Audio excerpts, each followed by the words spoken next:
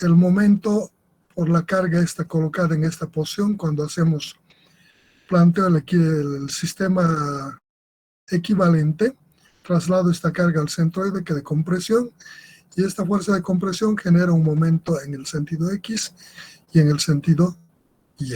Ahora están corregidos y con esos sentidos procedemos a determinar los esfuerzos. Las partes de determinación de áreas inertes no cambia, tampoco los puntos, pero sí empieza a haber cambios en esta parte en la generación de los esfuerzos.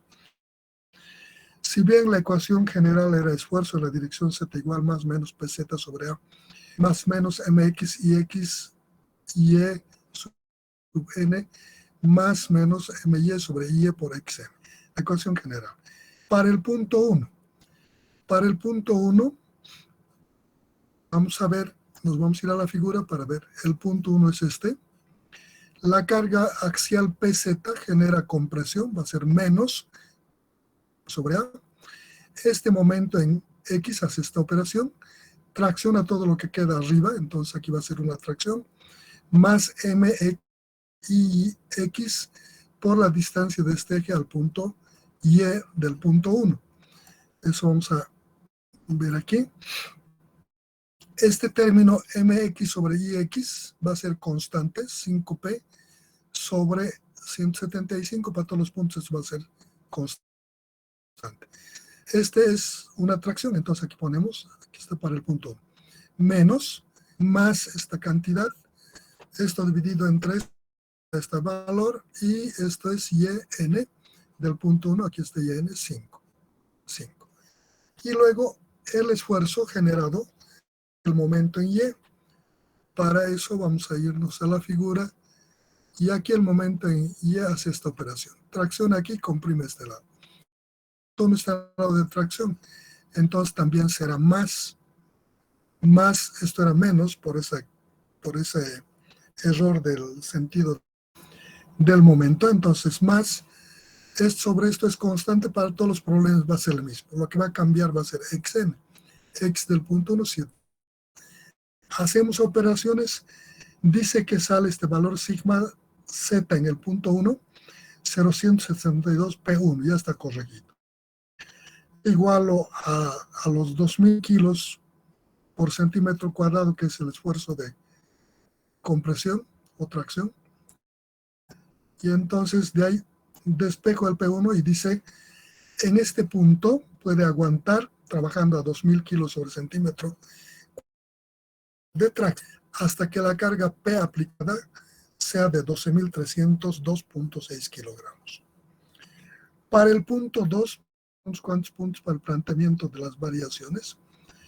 El punto 2 está aquí. Debido a la carga PZ es compresión menos PZ sobre A. Esto tracciona más MX sobre IX por Y2. Esto tracciona más MY sobre IE por X del punto 2. No cambia. Los seguir siendo positivos. Negativo, positivo, positivo. Para el punto 2, reemplazando valores. Punto 2, ¿qué va a cambiar? Esto, el punto 2 en Y es 5. Igual va a ser 5. X del punto 2 es 6,5, esto va a ser 6,5. Hago operaciones y me da este valor. 0.085 P2, de aquí despejo P2 igualando a 2.000 y la carga es 23.600 y eso hacemos para todos los puntos, entonces cambiamos simplemente. Esto va a ser para todos los casos negativos. Este para algunos, para todo lo que quede del eje X va a ser positivo. Y esto va a ser positivo para todo lo que quede al lado izquierdo del eje Y. Entonces podemos ver algún punto. Por ejemplo, todos los puntos 1, 2, 3, 4, 5 y 6 van a tener los mismos signos. Solo van a cambiar las coordenadas de los puntos. ¿No? Para este momento. Para este momento, todos los de este lado van a ser tracción, de este lado van a ser compresión. Para este momento, todo esto es tracción y esto es compresión. Entonces, en ese orden, vamos a elegir un diferente al 2, por ejemplo, el punto 7. Si yo quiero determinar el esfuerzo en el punto 7, sigma C7 va a ser menos PZ sobre A. Debido a este momento es compresión, menos MX sobre IX por Y7. Esto también hace una compresión, menos MY y Y por X del punto 7. Entonces, de ahí todo es compresión, suma todo para el punto 7. Aquí, menos. Esto no cambia. Aquí, como es para el punto 7, y es 7, 5. Esto es 5. X7, 7, 5. Y es 7, 5. Entonces, haciendo operaciones, menos. Los tres hacemos operaciones. Y me va a dar menos 206 por P7. Esto igual a los 2000. Aquí despejo P7 dice que esta fuerza va a ser de 9706.25. Y una vez que termina para todos los puntos, comparando los valores, este es el menor valor. De lo que, como me preguntaba cuál es el valor máximo, el problema decía cuál es el valor de P máximo considerando solo la flexocompresión o flexotracción. Entonces, comparo los valores que he determinado en los 12 puntos y el menor de estos va a ser el que sea el máximo. Entonces, en el P7 solo aguantan, en el punto 7, trabajando a 2000 kilogramos centímetros cuadrados de compresión, puede soportar hasta que la carga P sea 9706.25. Los restos son mayores. Si le cargo esto, este punto va a soportar. Y el resto con mayor seguridad, puesto que soportan mayores cargas a este. Entonces, de aquí concluyo que esta es la resultante de la carga máxima, 9706.25. Está corregido, éxito les pedí que lo hicieran, no sé si lo hicieron y pueden comparar sus valores. Con esto hemos terminado la parte de esfuerzo combinado por carga excéntrica y vamos a pasar a la carga. El esfuerzo en toda la sección nos da de un solo tipo de esfuerzo. La determinación de este núcleo central podemos hacer a partir del análisis del comportamiento de la sección cuando está sometido a un solo tipo de esfuerzo. Para eso podemos analizar la posición del eje neutro. El eje neutro es una línea, un eje, sobre el que cualquier punto que esté con él no es esfuerzo cero. Es un esfuerzo cero, lo que implica que lo que queda a un lado de este eje neutro es un tipo de esfuerzo y al otro lado otro tipo de esfuerzo. Es una línea de transición de un esfuerzo de compresión a tracción o de tracción a compresión. Por tanto, aplicándole el eje neutro perimetralmente a la sección, podría determinar ese núcleo central. Yo sé que el eje neutro es de esfuerzo cero. Podría colocar el eje neutro por esta arista, lo que significa que todos los puntos que están sobre esta arista son de esfuerzo cero. Lo que queden afuera de esto van a tener un tipo de esfuerzo, puede ser tracción o compresión. Y lo que quede al lado derecho de esta línea, de este eje neutro, serán del otro tipo de esfuerzo. Si esto era de compresión, esto será de tracción. Si esto era de tracción, esto será de compresión. Por tanto, todo lo que quede a este lado será un solo tipo de esfuerzo. Entonces, podría plantear esta posición. Colocar el eje neutro por las aristas exteriores de la sección, para esta sección, y determinar el esfuerzo a punto. Sabemos que el esfuerzo por excentricidad doble, sigma, es igual, aquí tengo la ecuación, sigma en un punto cualquiera es igual a la fuerza axial sobre área más o menos, más menos, la fricción con respecto al eje horizontal sobre su inercia por la distancia al punto donde quiero determinar. Más menos el momento con respecto al eje vertical sobre la inercia con respecto a este eje y la distancia perpendicular de este eje al punto donde quiero determinar. Como quiero determinar la posición o generar que el área de la sección sea de un solo tipo de esfuerzo, quiere decir o van a ser todos tracciones o compresiones. Voy a suponer que van a ser tracciones. Entonces los sumo todos y paso a través de esta arista 1, 1, el eje neutro. Y ubico un punto de coordenadas de ese eje neutro, este punto. Voy a elegir un punto que se encuentre en la prolongación del eje horizontal y le llamo E1. 1 va a tener una posición en XE1, el XE1 va a ser esta cantidad, va a ser esta distancia. El centroide de una figura como esta sección rectangular doblemente simétrica, esta distancia es igual a la mitad de la base de la sección.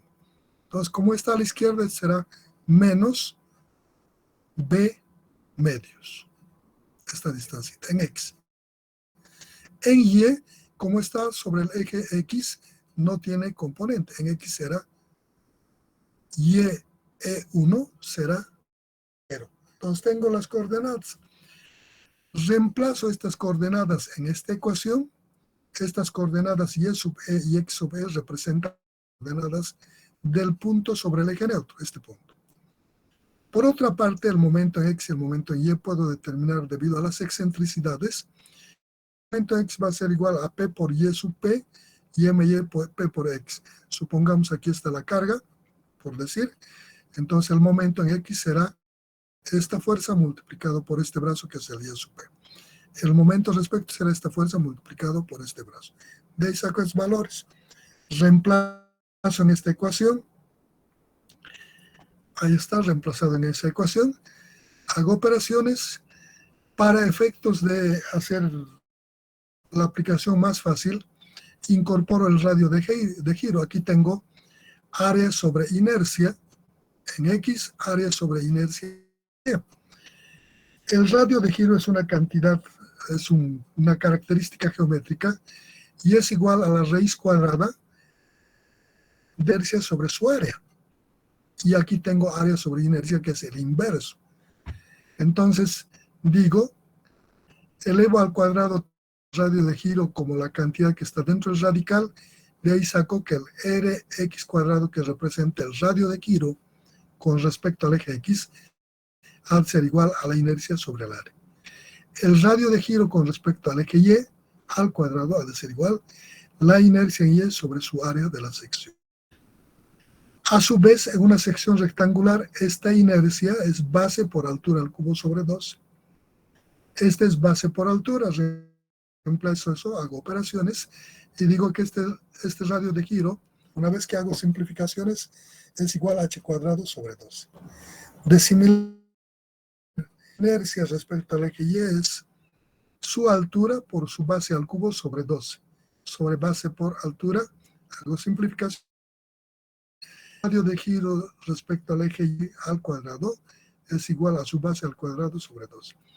Entonces reemplazo en la inversa del radio de giro aquí. Esto es A sobre X, es la inversa de esto. Entonces digo 1 sobre Rx va a ser igual a 12 sobre h cuadrado. Es reemplazo. Igual aquí la inversa reemplazo. Y reemplazo hago las respectivas equivalencias al área. Esta área es base por altura, reemplazo todo eso. Y voy a hacer operaciones, simplificaciones y voy a llegar a esta ecuación. En esta ecuación me va a quedar Y sub P, que es la posición de la carga en Y. Y es en Y del punto sobre el eje neutro. XP es la posición de la carga, y XE es la posición del punto considerado sobre el eje neutro. Y estos son sus radios de giro. Y hago igual a 1. Puedo reemplazar estos radios de giro por sus valores aquí y para poder simplificar. Entonces hago eso, operaciones y mi ecuación finalmente es esta. En esta hago las aplicaciones. Elijo este punto. Ahí está. Para x, z, el esfuerzo este se va a igualar a 0 porque estoy partiendo de esa concepción. Este eje estoy poniendo en esta arista y todos los puntos aquí son 0. Esto igual a 0. Y planteo el primer punto, E1. Aquí está el E1. E1. En B,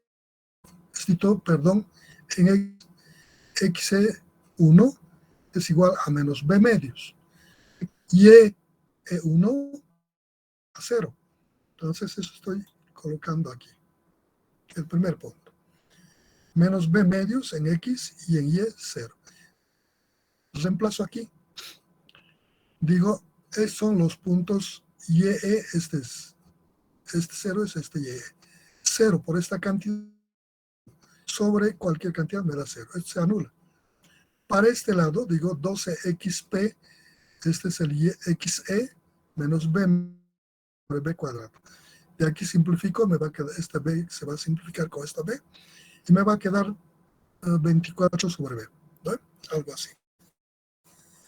Entonces, de aquí despejo el xp, que representa la posición de la carga. Despejo el xp y me va a dar que eso es igual a b sextos. xp es igual a b sextos, de aquí de esto. Entonces voy a la gráfica. Esta no es la gráfica, aquí vamos, en esta última parte. He hecho para este punto y he sacado este valor correspondiente. Entonces digo, coloco el punto correspondiente. Para este punto dice que me sale b sextos, coloco este punto. Luego paso el eje por este punto, el eje neutro, y elijo este E2. En X va a ser 0, en Y va a ser H medios. Con esos dos valores, punto 2, en X0, en YE, H medios. En esta ecuación reemplazo 0, XE, esto se va a anular y me va a quedar aquí 12 YP sobre H medios por este medios. Hago simplificaciones y me va a quedar 6 YP sobre por B. No, por H. Aquí H no así. Eso es igual a menos 1. De aquí el YP saco y me va a dar el valor correspondiente que va a ser este.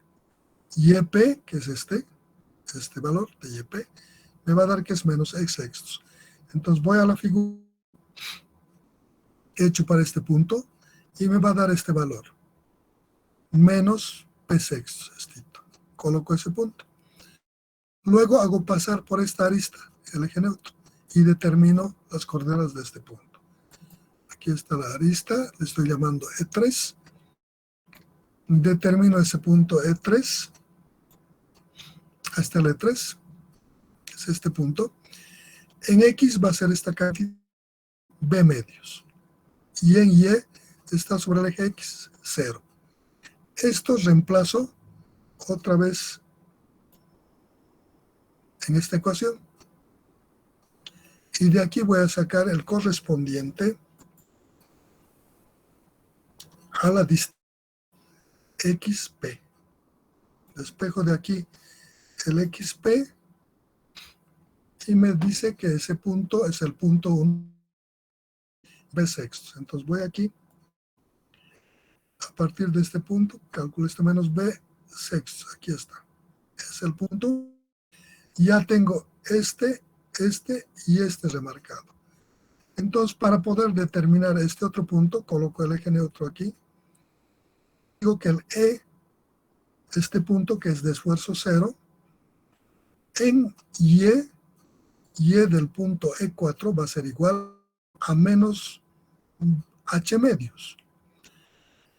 X del punto E4 va a ser 0, está sobre el eje Y. Entonces tengo X0 y en YE igual a menos H medios. Estos valores Vuelvo a reemplazar en esta ecuación. Parte se anula y en lo que queda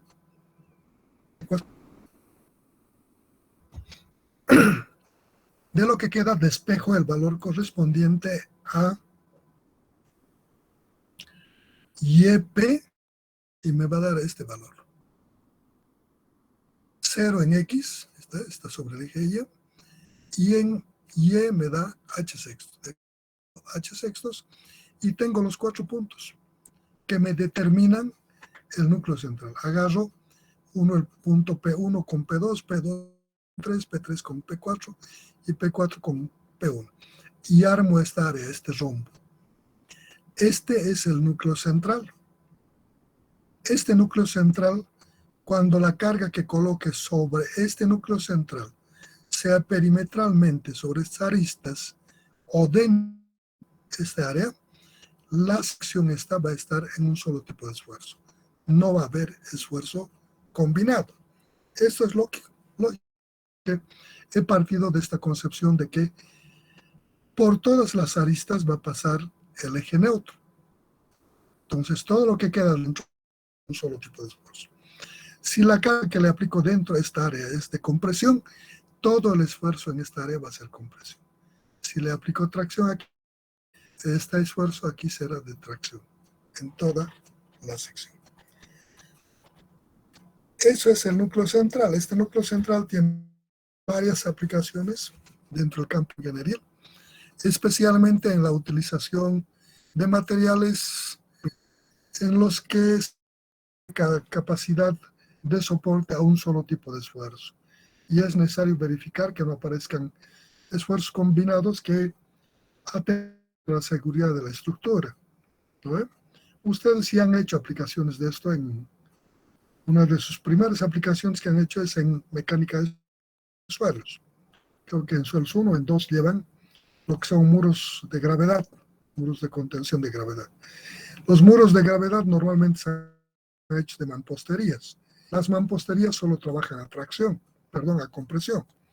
¿No? Mampostería de ladrillo, de piedra, o concreto, no armado, son de volumen. Y entonces su capacidad de soporte de estas estructuras es igualando lo que es el empuje pasivo. Además que la resultante de estas cargas debe pasar a través de un área de su base. El hecho de que la resultante pase por el área de su base significa que en esta estructura no van a aparecer esfuerzos de tracción. Porque si aparecen, esta estructura va a colapsar, porque su material del que está hecho no soporta tracciones. Una de las aplicaciones. Luego, la verificación de estados de columnas falladas, o en los casos en los que podemos hacer columnas de un solo tipo de material, como los ladrillos, de ladrillo, no sé, de los diferentes tipos de material, donde no debe aparecer compresiones, trajes, en cuyo caso debemos verificar hasta cuánto de excentricidad debe trabajar la estructura, o por errores constructivos, como deformaciones o malas verticalizaciones de los elementos, o de esos aspectos. Con esto concluimos la parte de combinados por carga excéntrica. Si hay alguna duda, algo que quieran preguntar o comentar, adelante.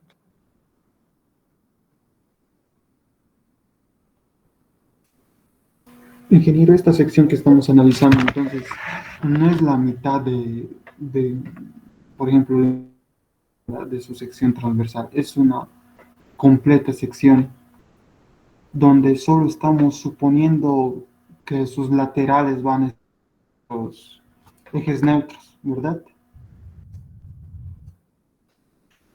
Es una sección en la que debe estar sometido a cargas de tracción o un solo tipo de esfuerzo. Para eso hemos determinado esta área.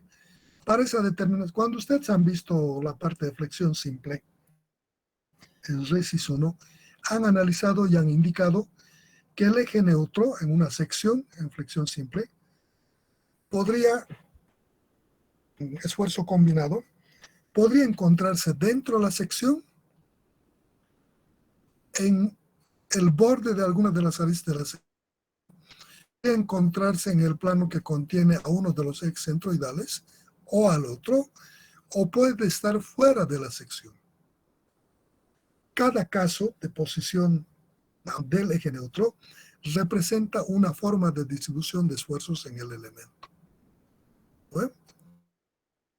Entonces, nosotros, como nos interesa mostrar que sí se puede encontrar una metodología en la que podemos encontrar la sección solo trabaja a un solo tipo de esfuerzo.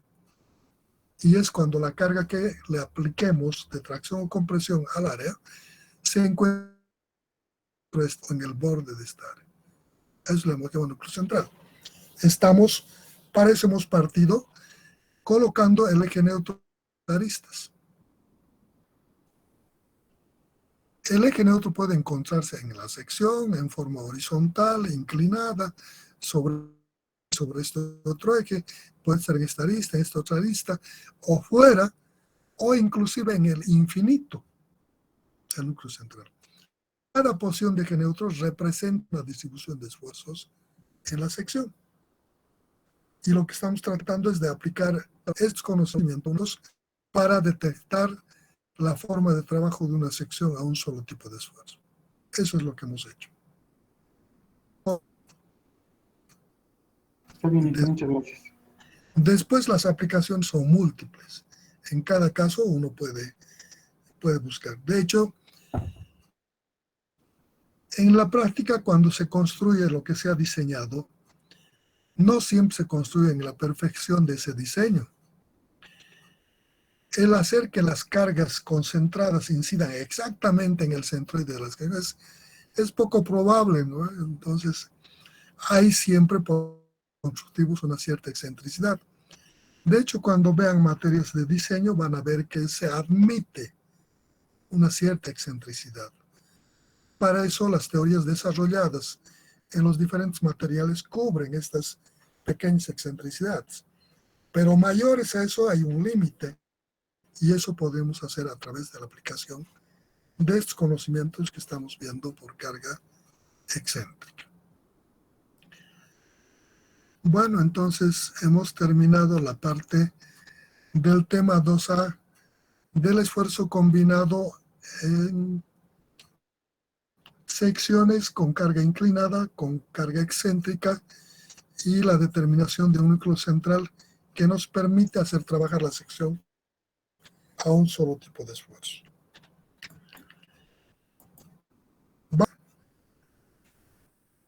Y por cargas de flexión en ambas direcciones que podía generarse por una aplicación de cargas en planos que no contengan los ejes principales, o también por la asimetría de las secciones. ¿Bueno? Entonces, estos esfuerzos generados por estas condiciones de asimetría o flexión con respecto a los dos ejes se conoce con el nombre de flexión asimétrica o flexión esbiajada. Entonces, la flexión esbiajada se puede estudiar desde dos visiones. Vamos a ver. La flexión esbiajada se podía dar por los momentos inclinados.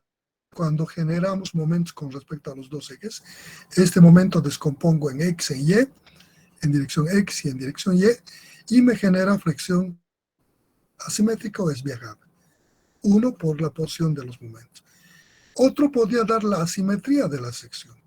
Cuando la figura es asimétrica, estos ejes centroidales normalmente no son principales y habrá que rotar los ejes y esa rotación de ejes va a generar la flexión asimétrica.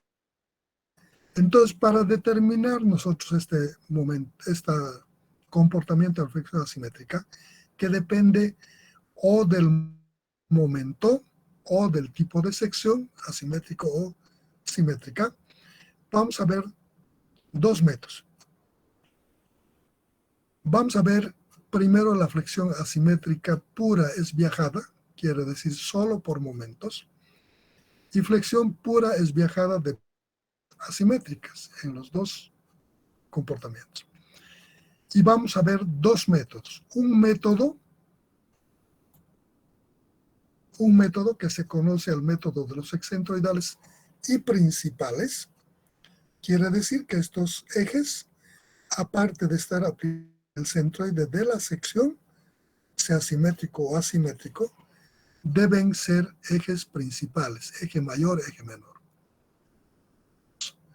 Vamos a ver método de eje centroidal simplemente, de tal manera que esta figura sea simétrica o asimétrica, sea el centroide, y estos ejes podrían no ser principales, simplemente que pasen por el centroide. Entonces veremos esos dos métodos.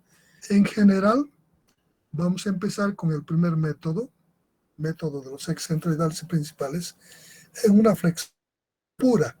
¿Qué quiere decir la flexión pura? Cuando solo está sometido a momentos. Para eso vamos a partir de deben ser ejes centroidales y principales para flexión pura. ¿Cómo determinamos si esos ejes son centroidales o principales? ¿Cómo verificamos? En figuras simétricas, de fácil detección, vemos la figura, un cuadrado, por ejemplo, el centroide va a estar en la mitad de sus lados. Por tanto, el eje X va a ser de simetría, el eje Y de simetría. Entonces, dice la teoría que si uno de los ejes es de simetría, ese eje es principal. Y el perpendicular a este también es principal. Entonces, en figuras de fácil reconocimiento, podemos simplemente por inspección visual determinar que esos ejes son principales. Pero en los casos como esta figura, que es asimétrica, no sabemos si es simétrica o asimétrica, aun cuando lea los ejes respecto al centroide en X y Y, no sé si estos ejes son principales. Por una simple inspección, decir que es de simetría, que lo que queda arriba es igual a así, o lo que queda de este eje de la izquierda y la derecha son iguales, es una aventura. De entrada es más probable que no sean simétricos. Y entonces cuando ocurren estas condiciones, cuando la figura sobre la que estamos trabajando es de asimetría, debemos aplicarle el producto de inercia. Hay una condición geométrica que se llama producto de inercias. El producto de inercias es una característica geométrica de las secciones que puede ser menor a cero, igual a cero o mayor a cero. Si este producto de inercias es igual a cero, quiere decir que los ejes de referencia son principales. Y el producto de inercias se identifica con la letra I, X, Y. Condición que esto sea igual a cero. Esta es una condición geométrica que puede ser menor a cero o mayor a cero. Cada caso de comportamiento representa un estado. El estado en el que el producto de inercia es igual a cero significa que los ejes diferenciales con los que estoy trabajando son principales. Si son diferentes de cero, significan que estos no son principales. Pueden estar aplicados en el centroide, pero no son principales. En este método de ejes centroides principales, los ejes deben ser siempre principales. Siempre. Bueno, entonces, de esta verificación, para determinar la formulación matemática que nos permite encontrar el esfuerzo en cualquier punto de una figura, debemos también hacer algunas convenciones de signos. Este tema vamos a meter con signos las coordenadas X, Y, vamos a meter los momentos con signo, ¿no? Y las curvaturas con signo. Por tanto, vamos a convenir. Aquí. Convención de signos. Vamos a decir que los ejes son positivos cuando tengan estas direcciones. Figura 258D. Cuando el eje X vaya a la derecha así, positivo. En Y, hacia abajo, positivo. Vamos a tomar estos los sentidos de los ejes positivos. Los momentos representados por doble punta, momento en X va a ser positivo cuando la doble punta vaya en la dirección del eje positivo, en X. Y eso implica que aplique el momento de la mano derecha, el dedo gordo en este sentido, esto girará así, alrededor de esto.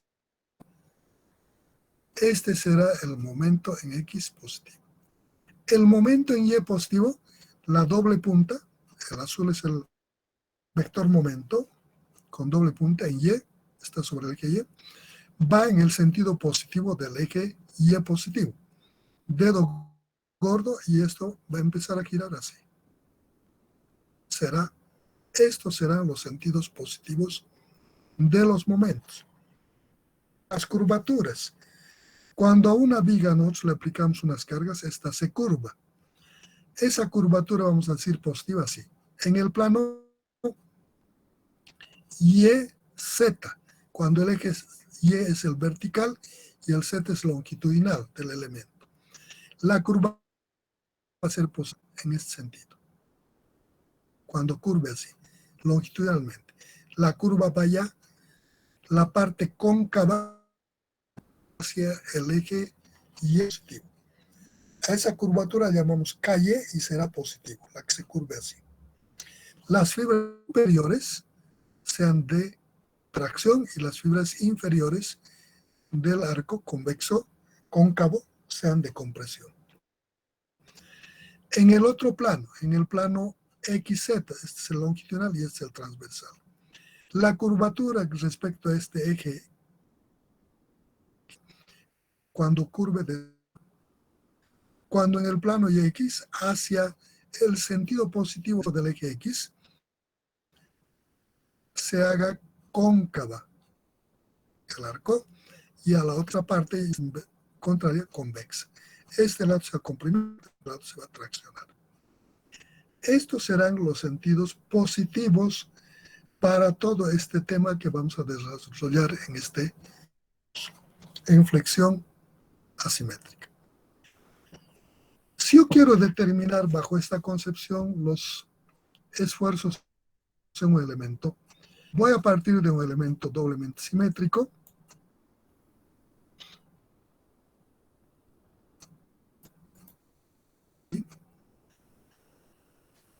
Tengo un elemento, un perfil doble BF de alas iguales,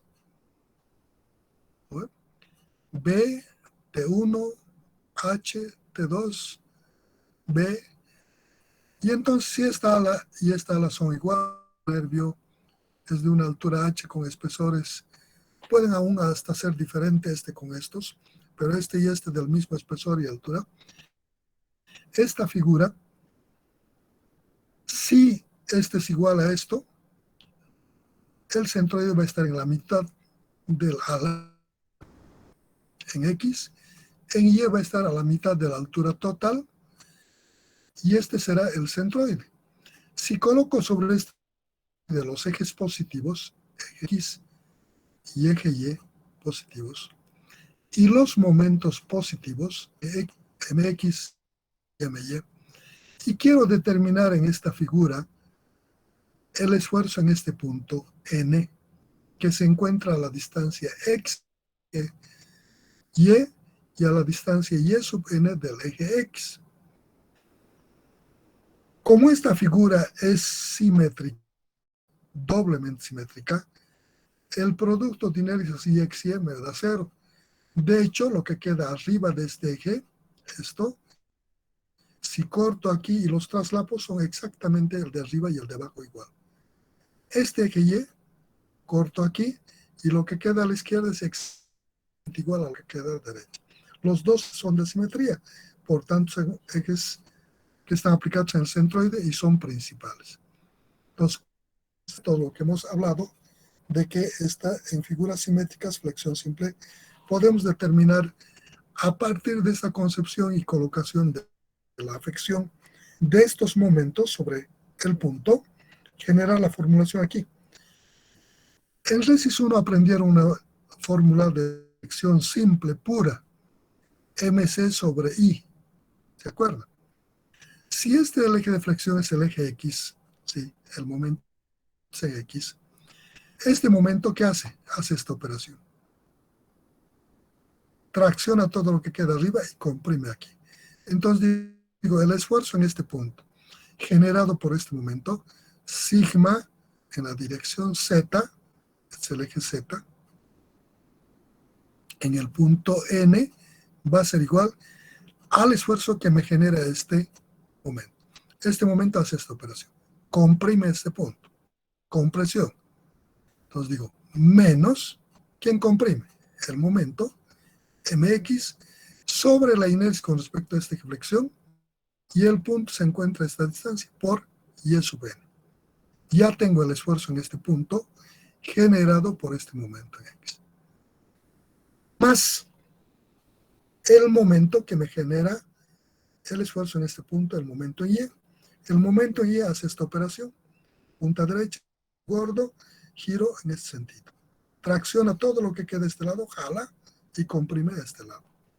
Entonces digo aquí, más momento positivo está traccionando, más my sobre IE por esta distancita xn. Y es la formulación matemática.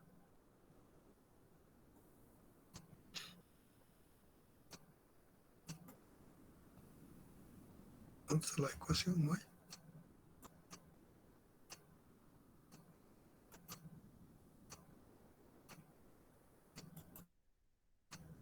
Aquí está. ¿No? Entonces digo, la posición del eje neutro, el esfuerzo para un punto cualquiera, para este punto en particular, para este punto n, adecuo esta ecuación, digo el esfuerzo en la dirección z en el punto n va a ser igual a menos el mx sobre el ix por y sub n más my sobre y por xn, igual a 0. Ecuación que me permite determinar el esfuerzo en cualquier punto de la sección cuando la sección es simétrica o cuando los ejes son principales. Puede inclusive esta sección ser de asimetría, no importa, sea simétrica. Pero si los ejes son principales, esta teoría es totalmente válida. Entonces, de esta forma determinamos, quiero encontrar la posición del eje neutro en estas condiciones, lo que hago es colocar un elemento, ¿okay?, que pase por el centroide y tomo un punto sobre el eje neutro. El eje neutro es un eje sobre el que el esfuerzo es 0. Por tanto, si tomo un punto sobre este y le llamo E, este punto es de esfuerzo 0. Esto para ese punto, sigma punto E debe ser igual a 0. Por definición. Este punto E está ubicado a la distancia Y sub E del eje X y a la distancia X sub E del eje. Entonces, genero el esfuerzo para este punto. Va a ser igual a menos mx sobre inercia en X por Y sub E. Ahí está. Más este momento my sobre el y por esta distancia xe, igual a 0. Este esfuerzo es 0 porque está sobre el eje neutro. Entonces de aquí despejo, YE representa la posición del punto X respecto al eje X, y XE representa la posición de este punto respecto. Despejo de aquí y voy a encontrar YE sobre XE, la cantidad. YE sobre XE. ¿Qué representa el YE sobre XE? Ya está despejado aquí. ¿Qué representa esto? Esto sobre esto. Es la tangente de este ángulo. Tangente de beta, digo que es igual a cateto opuesto sobre cateto adyacente. Esta es YE sobre XE. Es exactamente esto. Entonces de ahí digo que el arco tangente, como esto es el tangente de beta es sobre E, y sub E sobre XE igual a MY por I sub X dividido por I sub Y por MX. desigualdad de saco y la tangente de este ángulo es igual a esto. Como quiero encontrar la posición de este eje neutro, despejo de aquí beta. Beta va a ser igual al arco tangente de esta cantidad. Y eso es este ángulo. Entonces, a partir del eje X, barro este ángulo beta y uno ese punto E con el centroide y prolongo y determino la posición del eje neutro. Este eje neutro me está dando la transición de un esfuerzo a otro en la sección. Lo que queda a este lado del eje neutro estará en un tipo y lo que queda en este otro lado será del otro tipo. Si esto está en tracción, estará en compresión. Si esto está en tracción, estará en tracción. Me determina la posición del esfuerzo cero sobre esa línea y la transición de un tipo de esfuerzo a otro. Y tenemos lo que es la flexión es viajada simétrica en figuras doblemente simétricas. Para poder ver esto, podemos hacer una aplicación numérica. Si tienen alguna duda, me dicen. Si no, proseguimos. Ingeniero, ¿será que puede volver a repetir el concepto de flexión es viajada? Bueno, ¿qué es la flexión esviajada? La flexión esviajada es una flexión que se genera como consecuencia de la aplicación de un momento que no se encuentra en el plano que contiene a los ejes centroidales principales. Podría estar en un plano diferente. Por ejemplo, aquí. Este es el eje X, este es el eje Y. El momento, si está contenido en este plano que contiene el eje X, o contenido en este plano, vemos que este momento no está contenido en este plano ni en este plano. Está en un plano diferente. Por tanto, este momento voy a descomponer en X y en Y. Esta descomposición aparezcan dos momentos. Este momento en X va a generar flexión respecto al eje X y este otro momento respecto al eje Y. Y entonces se genera flexión viajada o asimétrica. Eso es flexión esviajada. Cuando hay el momento, podría ser provocado por el momento aplicado, que no está contenido en un plano que contiene a los ejes centroidales principales, en un plano diferente, y eso genera flexión respecto a los dos ejes. Eso se llama viajada. Pero no solamente se puede generar por esta causa, también se podría generar por otras causas. O el momento, esta sección sea asimétrica. Si es asimétrica, aun cuando este punto sea el centro y de estos ejes no son principales. La teoría es con ejes principales, por tanto, estos ejes debo rotar, y al rotar los ejes, este momento igual va a generar una flexión esviajada. La flexión esviajada se puede dar o por el momento o por la condición de la sección o la simetría de la sección.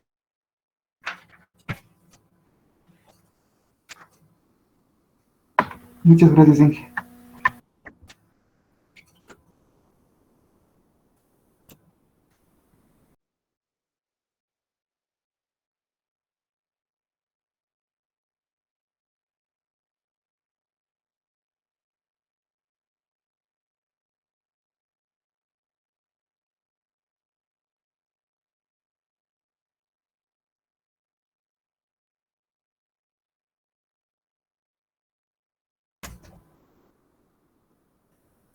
Dice, en una sección transversal doblemente simétrica y de viga de acero de las siguientes dimensiones B5, T11, H8, T21, sometida a la acción de un momento flexionante M 25.000 kilogramos centímetro, que actúa en un plano inclinado NEMM, que forma un ángulo alfa con el eje centroidal principal vertical Y de 55 grados, como se muestra en la figura. Determine los esfuerzos de los puntos, dice A, B, C y D. Tengo la figura, las dimensiones correspondientes, el centroide, como es doblemente simétrica, no necesito determinar el centroide. Por simple inspección visual va a estar en la mitad de esta base y la mitad de su altura. Entonces coloco el eje positivo X y el eje positivo Y. Le coloco el momento, que dice que es de 25.000 kilogramos centímetro cuadrado, que forma un ángulo de 55 grados con el eje vertical. Con esto. Ese es el problema. En este quiero determinar eso. La figura es doblemente simétrica. No necesito probar que estos sean ejes principales. Esto, lo que queda arriba del eje X, es exactamente lo que queda abajo. Este eje es de simetría. Por tanto, ni siquiera necesito probar que este otro eje es de simetría. Si un eje es de simetría, el otro eje perpendicular a este también es principal, dice la teoría. Sin embargo, este también es principal. Entonces, al ser principal, ¿qué tengo que hacer?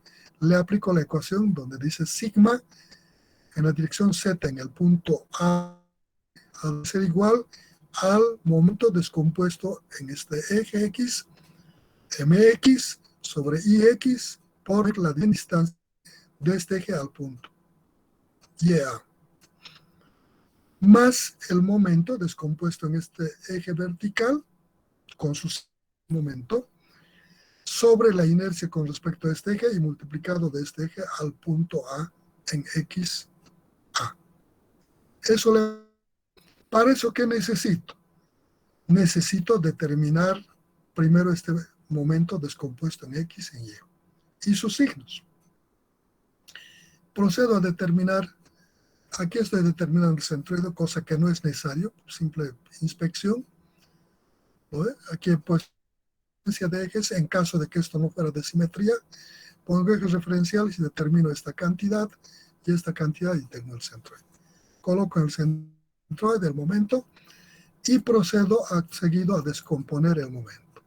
Aquí primero he hecho las condiciones geométricas, estoy sacando la inercia de este elemento respecto a este eje X. Esta es una figura compuesta de 3 elementos rectangulares. Descompongo esto aquí, aquí, primer área, segunda área, tercera área. Y le aplico a Steiner, digo, la inercia respecto a este eje X será igual a la inercia de este elemento con respecto a su eje local X, base por altura al cubo sobre 12, más esta altura base por esta distancia de este eje a este centroide, más este elemento, la inercia de este elemento con respecto a este su eje local, es esto al cubo sobre 12, más esto por esto y por la distancia de este eje al centroide de este elemento. Aquí. Steiner, lo estoy aplicando. Entonces digo, aquí, sumatoria de inercias respecto a su eje local de cada elemento, más su área del elemento por su distancia perpendicular a este eje al cuadrado. Y sumo todos esos casos y me da esta cantidad. Solo le estoy aplicando ejes paralelos.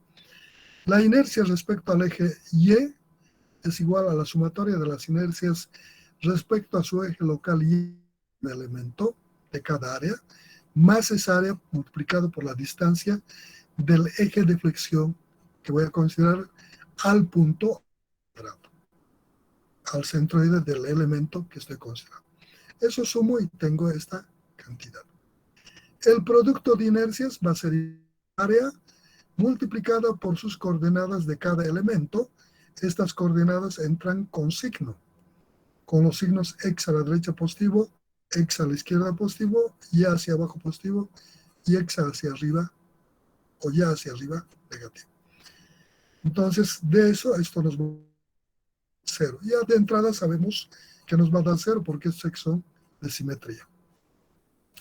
He determinado los puntos. Procedo a determinar las del punto A. Vea que estoy planteando. Aquí vemos la figura. Aquí para el punto A, esto va a ser la X. Y aquí, XA. YB va a ser, YA va a ser de aquí al punto A. XA va a ser de aquí. Y del punto B va a ser esta distancia. XC va a ser de aquí, del eje Y al punto. Y va a ser esta distancia. XD y Y D, esa distancia, de aquí del eje X al punto. Este positivo, porque el X es a la derecha positivo. Aquí el X es negativo. El punto aquí, YA va a ser negativo, porque el eje Y es positivo hacia abajo. Aquí el YB va a ser negativo. Aquí el YD va a ser positivo, esta distancia. El XD va a ser positivo. El XC va a ser negativo. EC positivo. Entonces de ahí saco los valores. El XA está 2,5, el IA negativo, el XB 0,5, negativo, negativo, negativo, positivo. Esos signos vienen de ahí, de la posición. Si están los X en dirección del eje de referencia al punto, en dirección del eje positivo, son positivos. Si están al otro lado, son negativos. En Y hacia abajo del eje horizontal, son positivos. Hacia arriba, son negativos. Entonces, de esa forma hemos determinado estos puntos. Bueno, las inercias y los elementos paso a descomponer el momento así. Conozco este ángulo. Digo, este va a ser igual a este momento por el seno de este ángulo, mx, m por seno de este ángulo. El momento es positivo cuando tiene esta dirección y hace esto. Este tiene esa dirección. Hemos dicho que el momento positivo es a este lado, doble punta, en x y en y hacia abajo positivo. Este coincide con positivo, entonces este momento es positivo. Le pongo su signo. El momento en y va a ser igual esto por el coseno de este ángulo. MY por coseno de ángulo. Tengo el momento. El positivo, el que va a este lado, doble punta, el que hace esta operación.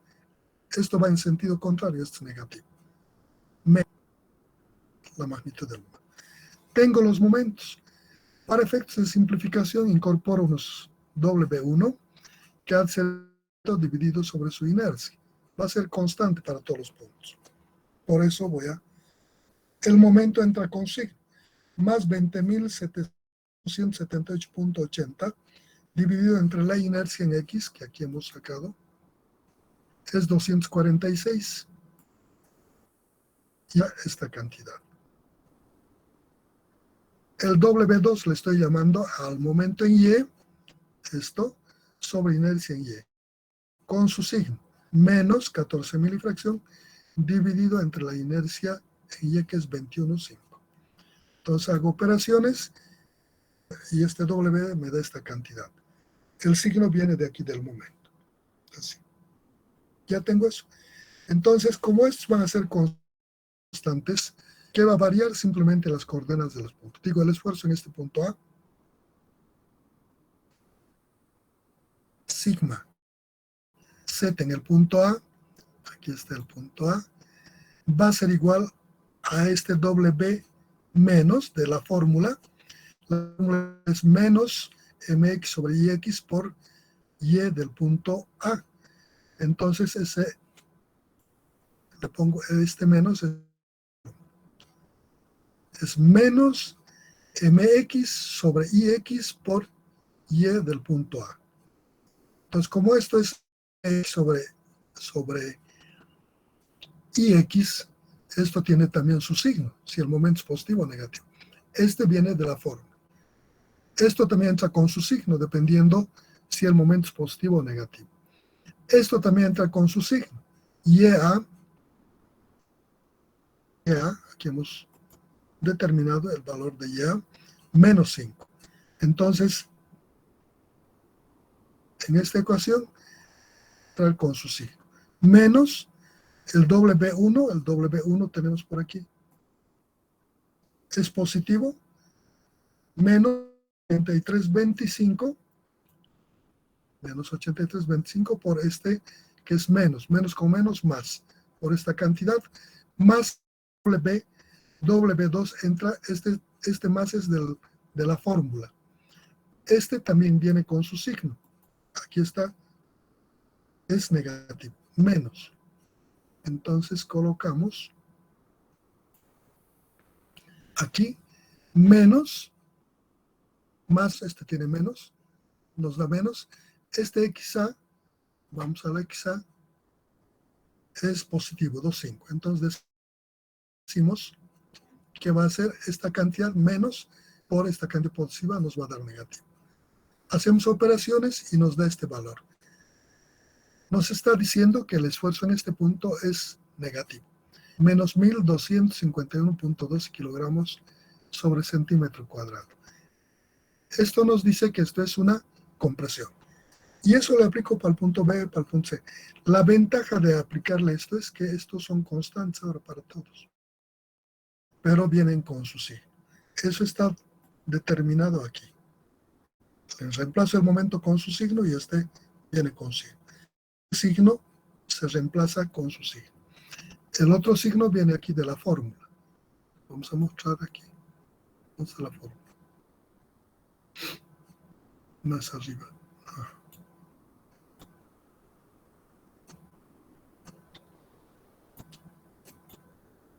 Aquí.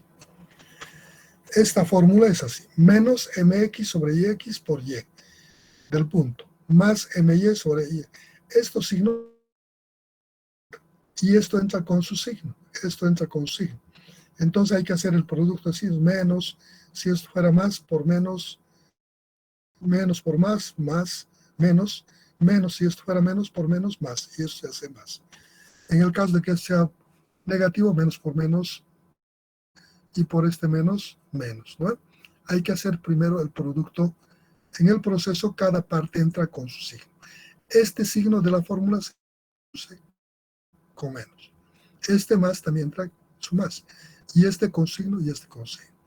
Entonces, una vez que tenemos estas partes, se hace bastante simple. Para el punto B, esto entra con su signo, este signo es de la fórmula, este entra con signo, más este con signo, hago operaciones y dice que el punto B me da 666,47 kilogramos sobre centímetro cuadrado. En el punto C, igual, reemplazo sus valores con sus signos correspondientes, hago operaciones y me da este esfuerzo, también de tracción. En el D, reemplazo valores, hago operaciones y me da menos 7.570 kilogramos centímetro cuadrado. Y he encontrado los valores correspondientes para los 4 puntos. Punto A de compresión, en el punto B de tracción, en el punto C de tracción, en el punto D de compresión. Para determinar el eje neutro, digo, ahora reemplazo este por este W1 y le igualo a 0. Estos son las coordenadas del punto sobre el eje neutro, xe, y, y. De aquí despejo x, y sub e sobre xe, que me va a dar W2 sobre W1. ¿No?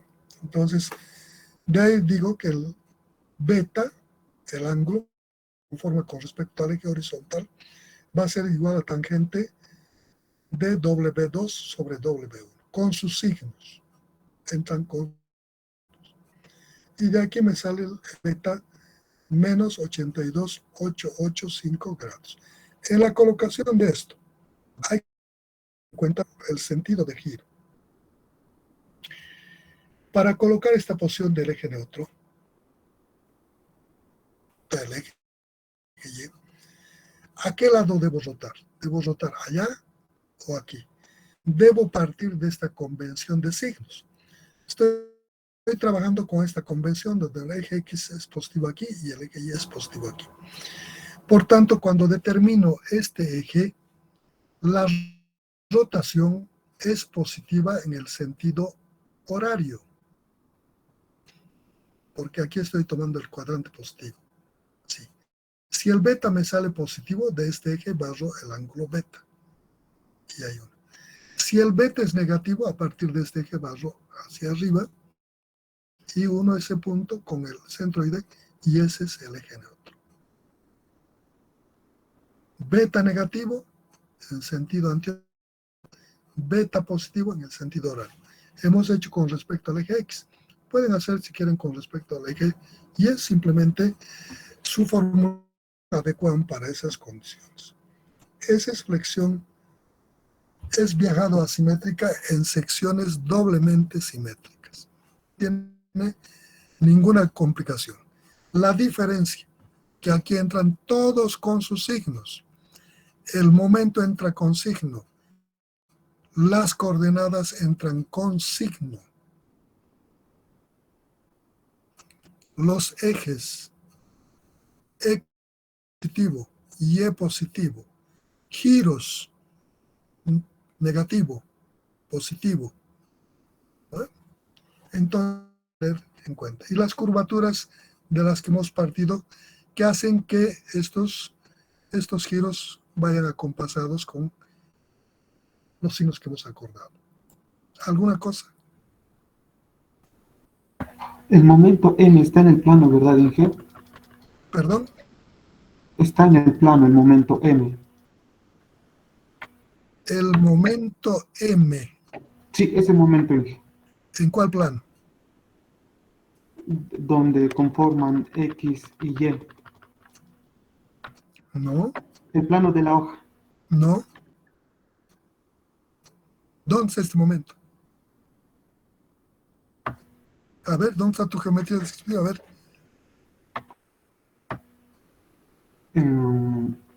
Como lo estamos descomponiendo en dos. esta sección está en este plano, en esta hoja. Es una figura. Este plano. ¿Dónde están estos momentos? En el mismo plano, Inge. ¿Seguro? Seguro. ¿Qué hace este momento?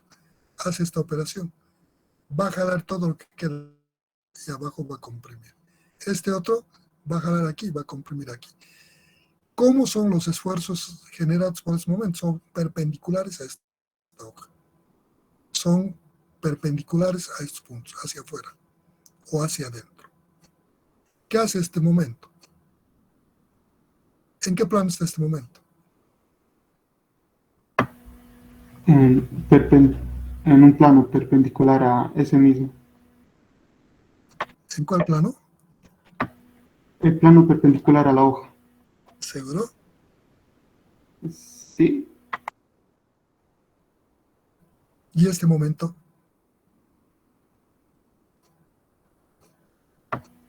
perpendicular al eje X. ¿Cómo actúan los planos? Los planos tienen que estar ¿qué es? Los momentos están en un plano o están en un eje, giran alrededor de un eje. Ese eje, si está contenido, es perpendicular, es paralelo al plano. ¿Cómo es? Aquí es importante que agarren estos conceptos. ¿Cómo actúan los momentos? Este momento no está ni en el plano que contiene este eje ni este. Si estuviera este momento en el plano que contiene a este eje, se convierte en flexión simple. No va a haber flexión debido a este momento. En este plano no va a haber flexión respecto a este eje. También se convierte en flexión simple, pero con respecto al otro eje. Para que genere flexión métrico es viajada, este momento no tiene que estar contenido en los planos que contienen ni este eje ni este otro eje. Están en un plano que contiene este eje, en este. ¿Está claro? Sí, que muchas